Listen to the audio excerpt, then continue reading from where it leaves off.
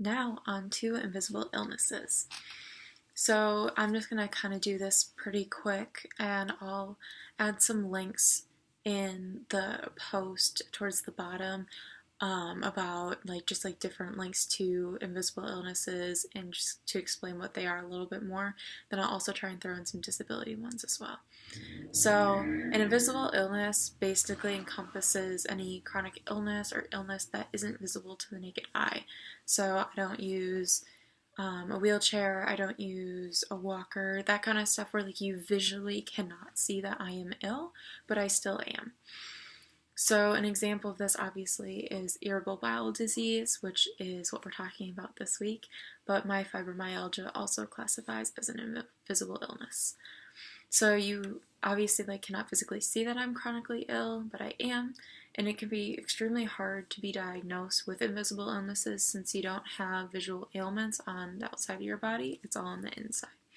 So it can be extremely frustrating for people to have to deal with symptoms for a long time and get misdiagnosed, and it usually takes a while before people with an invisible illness actually get diagnosed and get the right treatment plans.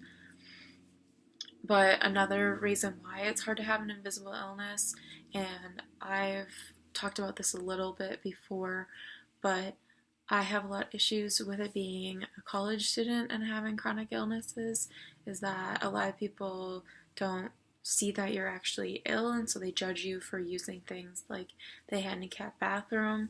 I don't have a handicap sticker for my vehicle. I technically would qualify for one if I feel like I needed one, but some people do, and if they saw a younger person using the handicap parking spaces with a handicap sticker, they would usually perceive that as oh, why you're doing that, you don't need accommodations, you're too young for that kind of stuff, when you really can't see what's going on. But we're not making it up. It's not this fake thing that we're trying to do to get attention or just get these special accommodations, when really we do need them to function every day. So especially with me using the single stall bathrooms, or in some places they have separate handicapped functional ones for people who they're bigger, and so when they have different sized toilets at different heights, and then the railings around so that people in wheelchairs are able to still use the bathroom. But I talked about this in one of my first videos, that I do use those stalls quite a bit actually, and sometimes in the bigger bathrooms they'll have the smaller stalls, and then they'll have a bigger handicapped accessible stall. So I'll use those. For me, it's beneficial to be able to move around when I'm not feeling good. Just in the stall, still be close to the toilet in case it's needed. And it helps reduce my cramping and just makes you feel a little bit more comfortable to try and move some stuff through, so I'm not having to leave the bathroom running back, and it just reduces the amount of accidents I have with that. So never judge someone for using different accommodations, whether you can visibly see if they're sick or not, because you never know what battle they're fighting, and you never know what war their body is waging on them.